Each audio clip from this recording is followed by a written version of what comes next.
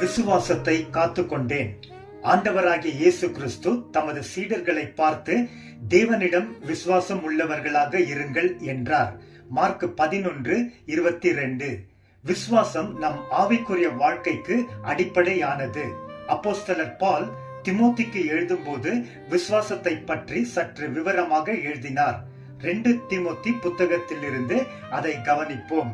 கிறிஸ்து இயேசுவை பற்றும் விசுவாசத்தினாலே உன்னை ரட்சிப்பிற்கு ஏற்ற ஞானம் உள்ளவனாக்கத்தக்க பரிசுத்த வேத எழுத்துக்களை நீ சிறுவயது முதல் அறிந்தவன். அதிகாரம் 3 வசனம் 14-15. உன்னில் உள்ள மாயமில்லாத விசுவாசத்தை நினைவு கூறுகிறதினால் என் முன்னோர்கள் முதற்கொண்டு சுத்த மனசாட்சியோடு ஆராதித்து வரும் தேவனுக்கு நான் நன்றி செலுத்துகிறேன். அந்த விசுவாசம் முந்தி உன் பாட்டி ஆகிய லோவிசாலுக்குள்ளும் உன் தாய் ஆகிய ஐனிகாலுக்குள்ளும் நிலைத்திருந்தது. அது உனக்குள்ளும் நிலைத்திருக்கிறது. 1:4-5. நீ கிறிஸ்து இயேசுவை பற்றும் விசுவாசத்தோடும் அன்போடும் என்னிடத்தில் கேட்டிருக்கிற ஆரோக்கியமான வார்த்தைகளை மாதிரியாக வைத்து பின்பற்று. 1:13. அன்றியும் பாலியத்திற்குரிய இச்சைகளுக்கு நீ விலகி ஓடு. சுத்த இருதயத்தோடு கர்த்தரை தொழுது கொள்ளுகிறவர்களுடனே நீதியையும் விசுவாசத்தையும் அன்பையும் சமாதானத்தையும் அடையும்படி நாடு.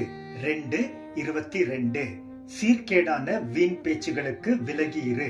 அவைகளால் தேவ பயம் அற்றவர்கள் அதிக அவபக்தி உள்ளவர்கள் ஆவார்கள்.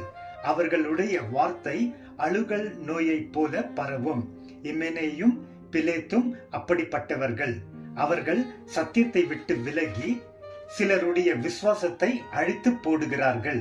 2:16-18. கடைசி நாட்களில் தேவ பயமும் பக்தியும் இல்லாமல் மனிதர்கள் கொடூரமாய் வாழ்ந்து தீமையை செய்கிறவர்களாய் இருப்பார்கள். ஆனால் அவர்கள் எல்லோரும் விசுவாச காரியத்தில் பரீட்சைக்கு நிற்காதவர்கள். 3:1-9. நீ என் போதகத்தையும் நடக்கையையும் நோக்கத்தையும் விசுவாசத்தையும் அன்பையும் பொறுமையையும் நன்றாக அறிந்து இருக்கிறாய். 3:10-11. நல்ல போராட்டத்தை போராடினேன், ஓட்டத்தை முடித்தேன், விசுவாசத்தை காத்து கொண்டேன். இப்பொழுது நீதியின் கிரீடம் எனக்காக வைக்கப்பட்டு இருக்கிறது. நீதி உள்ள நியாயாதிபதியாகிய கர்த்தர் அந்த நாளிலே அதை எனக்கு கொடுப்பார்.